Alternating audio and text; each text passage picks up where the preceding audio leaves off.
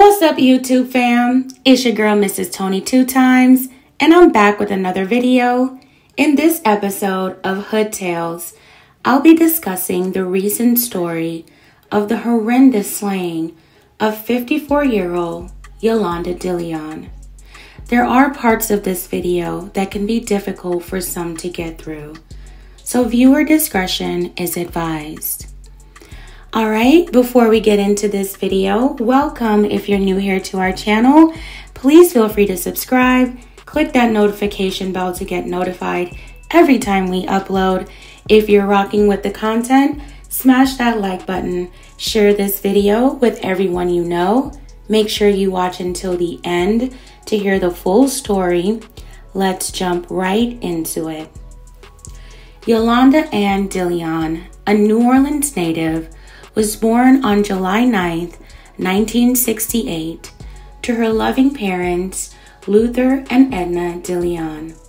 Yolanda, affectionately known as Dee, was an only child and graduated from Marian Abramson High School. She went on to attend Xavier University, where she obtained a Bachelor of Arts in Sociology. She continued her education, obtaining her master's degree from Tulane University. Miss Yolanda had a passion for education. Just recently, Miss Dillion was in the process of writing her dissertation in pursuit of her PhD. Miss Dillion was a very active member in her church and her community.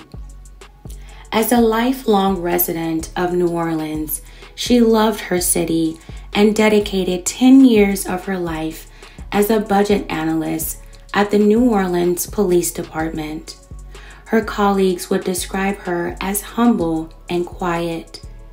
According to people who knew her, she enjoyed reading, researching, and spending time with her family and friends.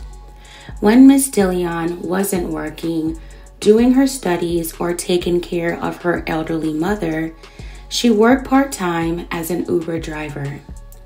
She took up the part-time gig to make extra cash to pay for her tuition and to purchase Christmas gifts for their children at her church.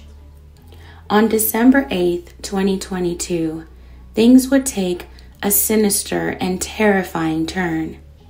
Just before 3 p.m. that day, while working her part-time job, Miss Dillion picked up a man named Brandon Jacobs in central New Orleans. Reports say their destination was to a travel lodge on the West Bank Expressway in the suburb of Harvey, Louisiana. As Miss Dillion and her passenger arrived to the hotel, the passenger allegedly slashed Miss Dillion multiple times from the back seat in the hotel parking lot. He then allegedly casually walked away and returned to his hotel room. Miss Dillion was rushed to a nearby hospital where it was announced that she had lost her life. The chilling encounter did not stop there. Officials told reporters the passenger did the unthinkable by recording the heinous act and then posting it to his Facebook account. The horrifying footage was taken down immediately. A few hours after the horrific incident, deputies arrested 29-year-old Brandon Jacobs inside the hotel room he booked prior to the incident. Reports say Brandon Jacobs allegedly confessed to the brutal slaying of Yolanda Dillion. Brandon allegedly told police that he selected Miss Dillion at random after he woke up that morning and decided he was going to off someone, and that's what he was going to do for the day. He also allegedly confessed to filming himself committing the gruesome act and posting it on his social media. Then he allegedly told investigators that he had originally planned to off the Uber driver who picked him up at the travel lodge. However, he allegedly backed out of the plan when he realized that he would need a ride back to the hotel. When he requested his ride back through the ride-sharing app, he got Miss Dillion as his driver. Investigators went on to say that when they specifically asked him, how did he pick her? His response was, I didn't pick her. Uber picked her. According to what sheriffs told reporters, Brandon Jacobs was coherent after his arrest, but he appeared to be suffering from mental health problems. He was booked and charged with second-degree hit. Despite his alleged confession, Brandon Jacobs is innocent until proven guilty. Miss Yolanda Dillion leaves behind her elderly mother along with other family and friends who cared for her deeply.